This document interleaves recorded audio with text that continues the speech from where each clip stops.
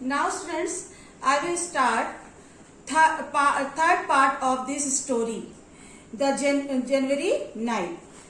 Another hour passed. The night feigned up the cold with the wind. Halku sat up. It seemed as though ice rather than blood filled his veins.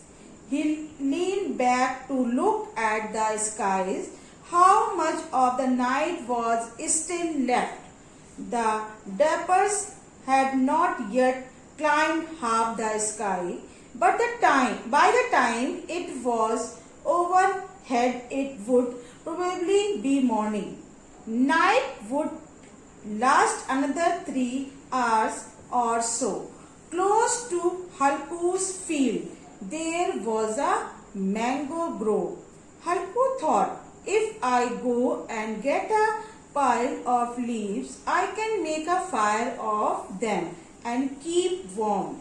If anybody sees me gathering the leaves in the dead of night, they will think it is a ghost. Of course, there's a chance some animals hidden in my field waiting, but I can't stand sitting here any longer. He ripped up some stalks from a nearby field, made a broom out of them, and picking up a lighted powder cake went towards the grove. Zebra watched him coming and ran to him, wagging his tail. Halku said, I couldn't stand it anymore. Zebra, come along. Let's go into the orchard and gather leaves to warm up with. When we are toasted, we will come back and sleep. Under the trees, it was pitch dark. The bitter wind blew, buffeting the leaves, and drops of dew dripped from the branches. So children, the meaning of these lines is, after an hour, it became more cold because it was January night. It was unbearable to bear the cold. He was wondering, yet more hours is left to be morning. How he would bear the cold? 3 hours was more left for morning. Nearby was a mango tree. He collected the leaves of mango tree and made a heap of the dead leaves and burned it to make the surrounding warm because he was feeling very cold.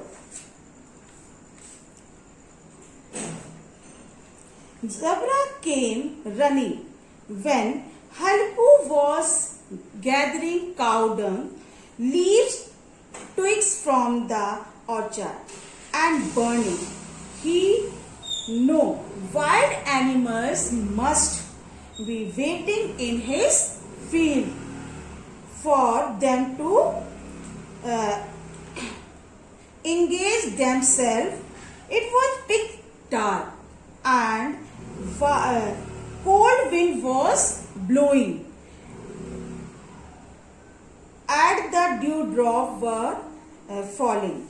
But the warmth of the fair changed the all atmosphere.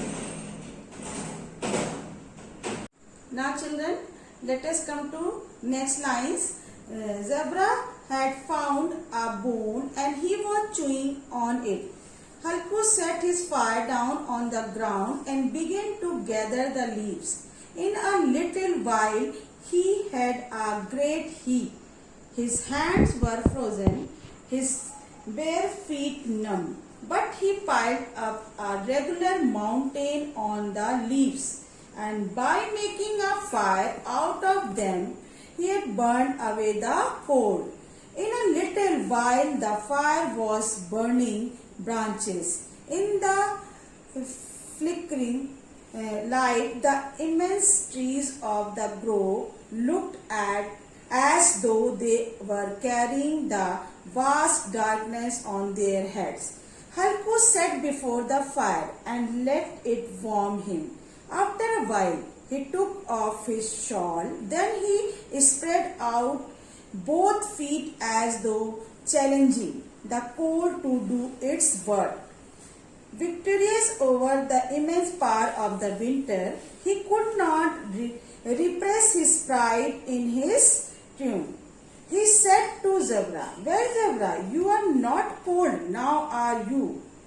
Zebra barked as though to say, "How could I feel cold now?" So children, this line means Zebra found a bone and was busy chewing. Halku was still collecting leaves and branches. His hands and feet became cold and numb. But fire would make him feel all right once the heap is burned properly. He sat before the fire. Halku sat before the fire and soon he removed his shawl. He felt that he won and got victory over the deadly cold weather. He was filled with pride. He proudly asked his dog that they would not feel cold now, and Zebra to bark to support his thought and feelings. Children, I will start fourth part of the story, January night. I will read the lines. The leaves were all burned up.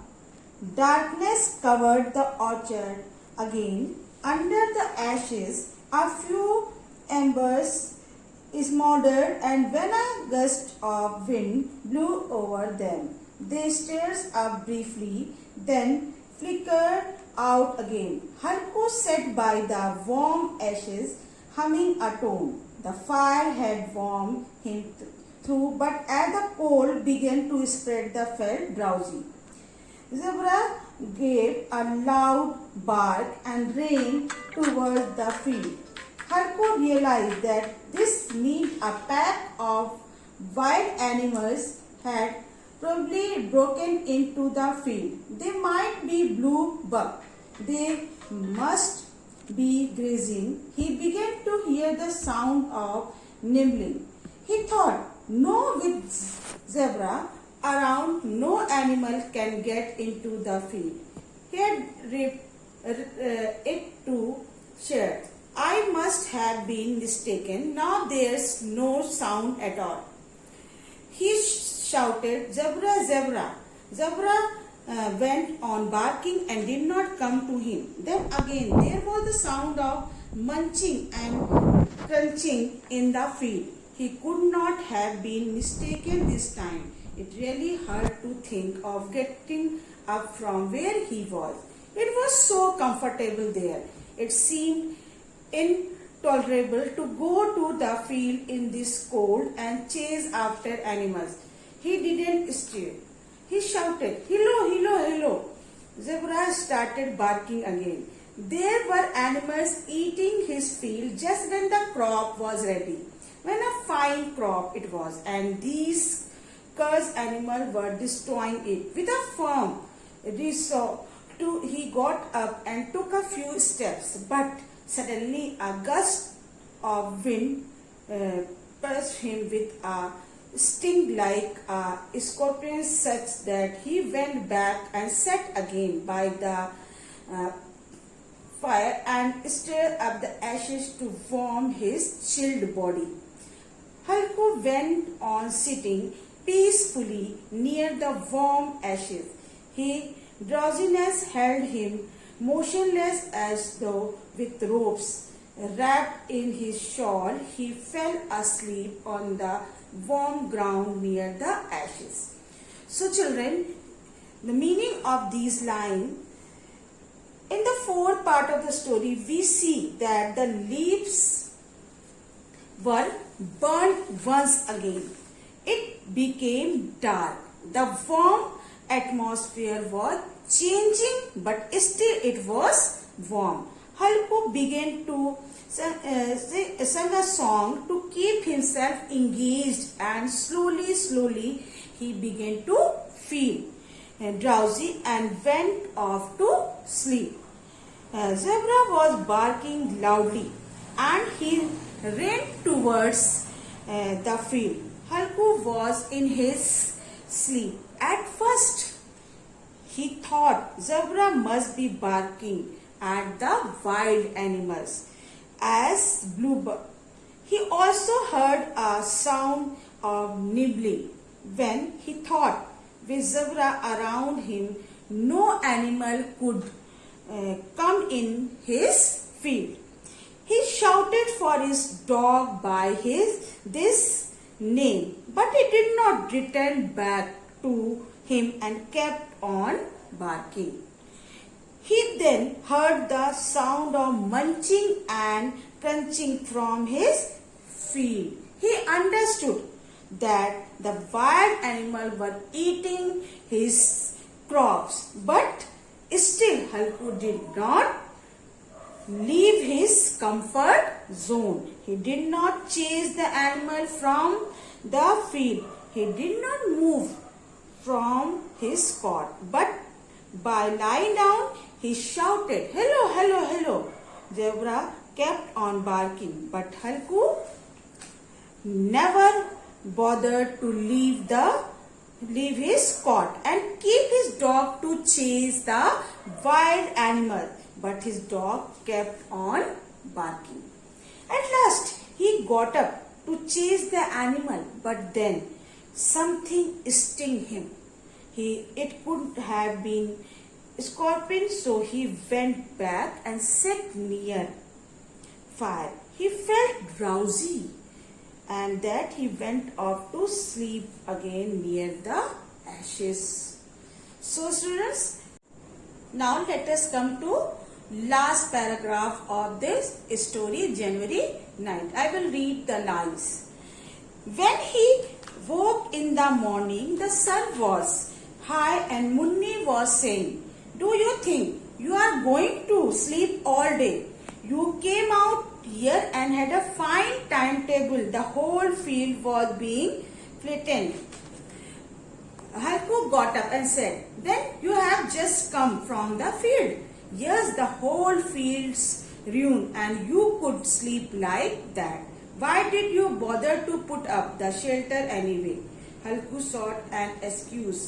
"I nearly died and just managed to get through the night, and you worry about your crop." Then the two of them walked to the edge of their land. He looked. The whole field had been trampled. Munni's face was shadowed with grief, but Halku was constant. Munni said, "Now you all have to hire yourself out to earn some money to pay off the rent and taxes." With a contented smile, Halku said, "But I won't have to sleep nights out here in the cold." So children, this line means when he woke up in the morning, when Halku woke up in the morning, the sun was high. His wife was shouting on him that instead of guarding the field, he was having good sleep, while the wild animal ate away all the crops. His wife was mad with anger. The whole field was ruined. Ruined means destroyed. Children, ruined means destroyed. His sleep was more important. The warmth of the fire was more necessary for him, and he never bothered about the crops, which was going to be harvested at the end or beginning of the next month. Halku made an excuse that if had not burned the fire to keep himself, then he would have nearly died out of cold. He told his wife that the crops are more important for her and she is not worried about her husband's life. Then the two went to the grazing field where it was destroyed by the animal at night. His wife was sad, but Halku was satisfied that he was alive and slept well at night. His wife told him that he would work as a hard labor so that he could bring money at home and lay the landlord the rent of the house and tax. Halku smiled within himself, as from now onward he would not have to sleep near his field to keep a watch in the cold night. So I hope you all have understood this story very well, learned all hard words and meaning. Thank you, students.